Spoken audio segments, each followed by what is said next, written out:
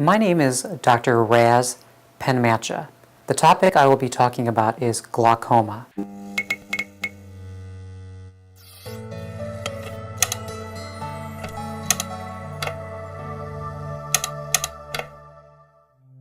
What is glaucoma? Glaucoma is a disease of the optic nerve. The optic nerve is the structure that connects the eye to the brain.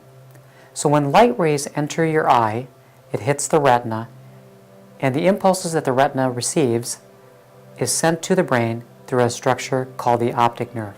Now, if the optic nerve gets injured, it will result in vision loss and possibly blindness.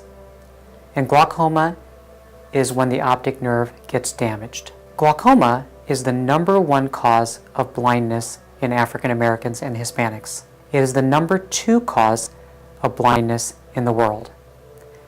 About 2.3 million Americans are diagnosed with glaucoma, and another 2 million don't even know they have it. Another word for glaucoma is the silent thief of sight.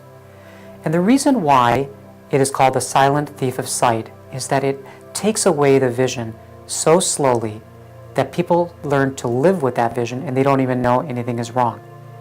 And another reason why people don't know they have glaucoma is that you need about 40% of the optic nerve to be dead before people will start suffering vision loss. So I could be having glaucoma, and if 30% of my optic nerve is dead, I still will be seeing perfect. So it's only when it's above 40% of the nerve that's dead, that's when we'll suffer vision loss. So if a person has vision loss from glaucoma, it's already at a bad state. So imagine this: if I put a jar of pennies, like 1,000 pennies in a jar, and I took out 1 penny every week, it would probably take you a little while to realize that some pennies are missing. But if I took it out all of a sudden, people would notice it. So glaucoma is a very slow progressive disease that people don't realize they have it until a lot is missing. People always ask me, what causes glaucoma? To this day, it is unclear as to the actual reason what causes glaucoma. There are theories. One is called the mechanical theory, and another is called the ischemic theory. The mechanical theory is that people feel that if pressure is elevated in the eye, it actually causes damage to the optic nerve.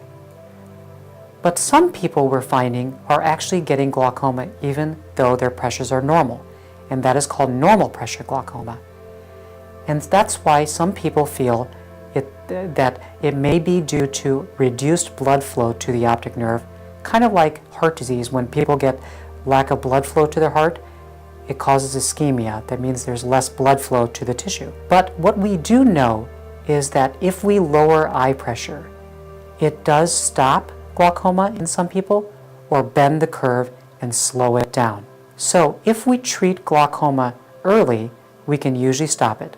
If we treat it late, we can sometimes stop it, or we can just bend the curve, but it progressively gets worse. So we want to catch it early. How do we diagnose glaucoma? We have a lot of tests that we have available to us and technology that can catch glaucoma very early, and in some instances before we can actually even see it. The first thing we always do is we always check eye pressure. Normal pressure is anything less than 21. If your pressures are above 21, that certainly is a strong risk factor for getting glaucoma. The second thing we do is we also check your side vision. We run you through a test called a visual field test. If it shows peripheral field loss, then that means you may have glaucoma. But like I said previously, a person can have glaucoma even though 30% of their optic nerve is dead. It's only when 40% of the optic nerve is dead, that's when visual field loss will occur. So people sometimes, we make diagnoses and they say, hey, I don't have any visual field loss. How could I have glaucoma? It's because we caught it early. We also take color photos of the optic nerves. And that is a very important thing because optic nerves should always look the same size, shape, and color year after year after year. If we have a photo of the optic nerve, and say a year from now the optic nerve changes color or size, shape, then we know that person is converting into glaucoma because of the shape change. We also have special technology called a nerve fiber layer analyzer. We all have a certain thickness to our retina, and the topmost layer of the retina is called a nerve fiber layer. Very few things can thin that nerve fiber layer. One is glaucoma and one is small strokes of the eyes. If the nerve fiber layer starts to thin, that is a strong sign that you may have glaucoma. So if we run people through these tests, we can usually catch glaucoma at a very early state, and sometimes before we can actually physically see it. Now, can glaucoma be treated? Absolutely. We have wonderful medicines, laser procedures, surgical procedures that can stop it or bend the curve and slow it down. If we catch glaucoma early, we can usually stop it. If we catch it late, we can sometimes stop it, but at the same time, it can still progress, so we always want to catch it early. The first thing we always do when we treat glaucoma is use eye drops. Eye drops are the safest first step. That's why we generally try to use medication first. And we have so many choices to choose from to tailor the glaucoma treatment based on how much pressure reduction we need. Or some patients have certain allergies to certain medications, so we have a lot of choices to pick from. The second thing, if drops are not working or they're not tolerated, we can use laser treatment.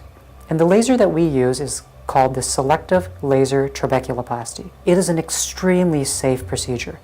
In other countries, they commonly use selective laser trabeculoplasty, also known as SLT, as a first-line treatment.